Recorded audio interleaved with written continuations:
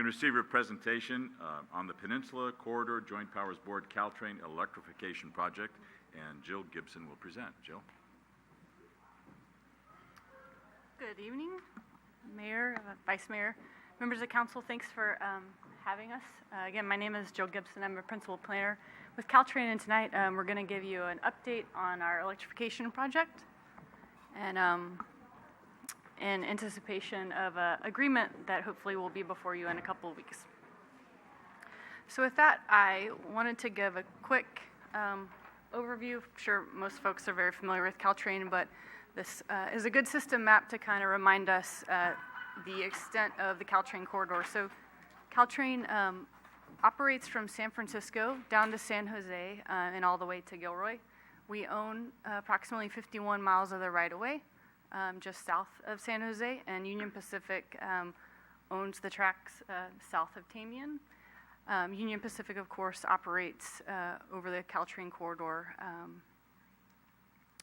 Our ridership, we implemented the Baby Bullet service in around 2009, which, as you can see, was kind of the year that our ridership spiked. The Baby Bullet service was competitive, or is still competitive, with travel time on the 101. And so currently we have approximately around 65,000 riders every weekday. So what does 65,000 riders every weekday look on the train? If you're a Caltrain rider, regular commuter, you know that during the peak commute hours, our trains are over capacity. Many of the trains, kind of here's a breakdown of kind of the high ridership trains, well over 100%. So that means standing room only for a lot of our trains. So tonight we're going to talk about the electrification project, which is, as it says, 2020. We're expecting to be in revenue service in 2020. The bullet above that is CBOS PTC, which, if you know, it stands for Positive Train Control, which is a federally mandated safety project that the construction is complete, and we're testing the system right now. So a little bit, just briefly, what is Caltrain electrification? Well, it really includes two elements. One is the infrastructure component, so the overhead contact system and the traction power facilities. The second component really is the new electric fleet, which is EMUs.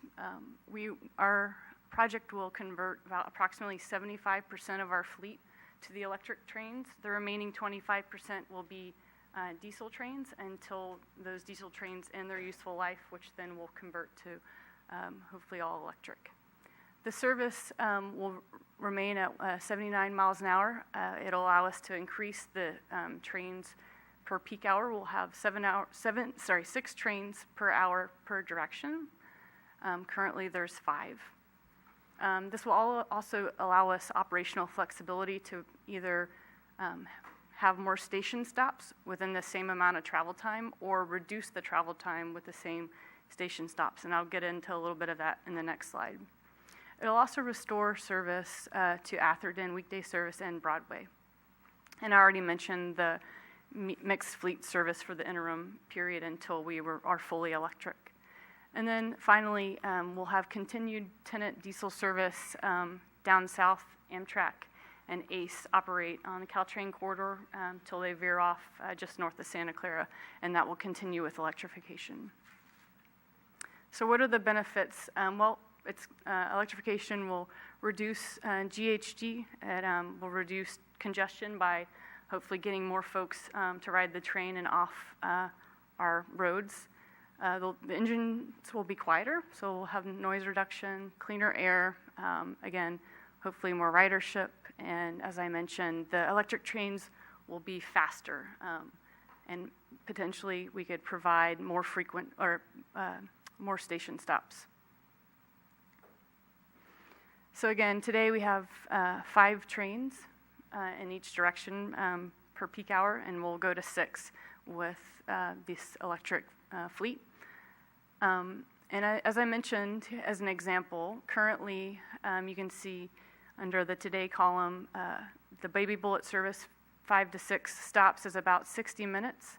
we could have that same service pattern and achieve that same, provide that same service with 45-minute travel time. So that's a pretty big difference. Or we could still have that same 60-minute travel time and stop 13 stops.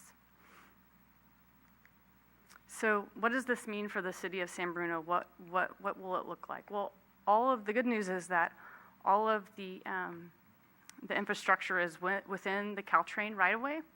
So what does that include? It includes, as this picture shows, the poles and catenary system. Now this picture is just an example, of course, because the poles and wires aren't in the ground. This is Amtrak's North End electrification project.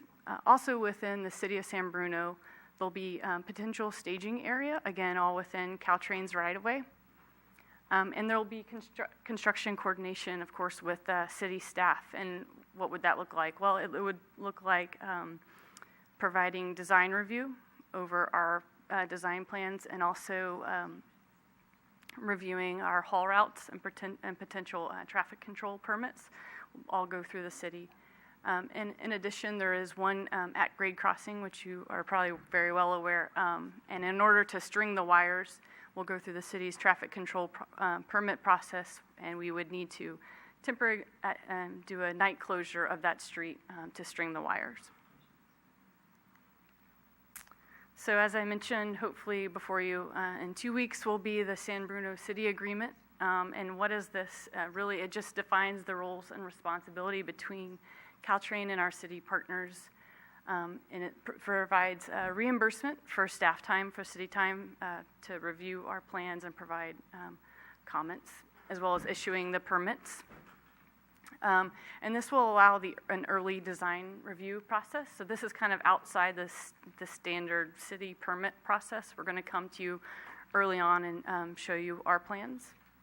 This agreement is already is in place with 14 of the 19 jurisdictions. We've been working really hard over the last year to get these agreements executed.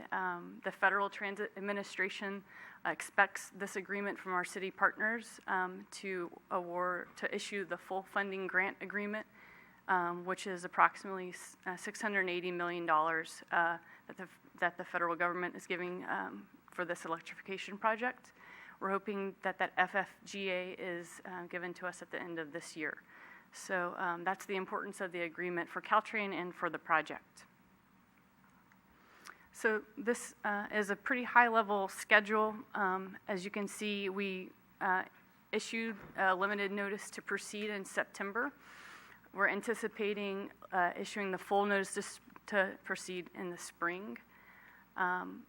We expect the first train sets to arrive in 2019, and then roll out the first passenger service with the electric trains in 2021. And of course, we couldn't do this without all of our city partners. As you are very well aware, we have a local policymaker group, which I believe San Bruno has a representative sit on. We also have citizen advisory committees, as well as a city staff coordinating group, which the electrification project we regularly bring bi-monthly updates to, that I think your staff participates in.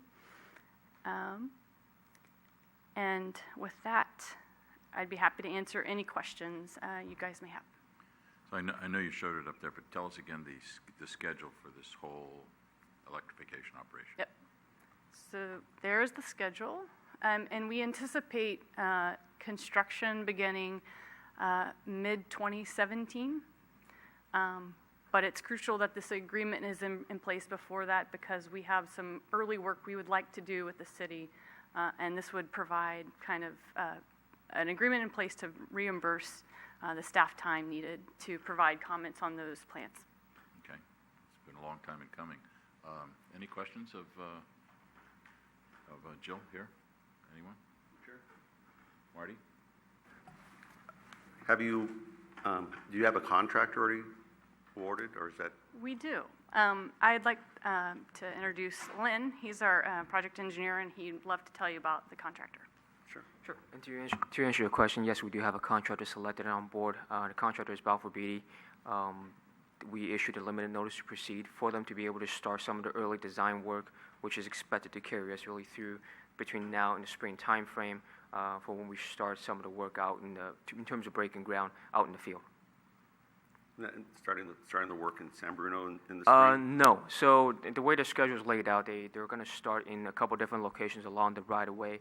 San Bruno is within the first segment, so the project is segmented into 4 different segments. San Bruno falls in segment 2, and it is one of the first ones that they are planning to do the work in.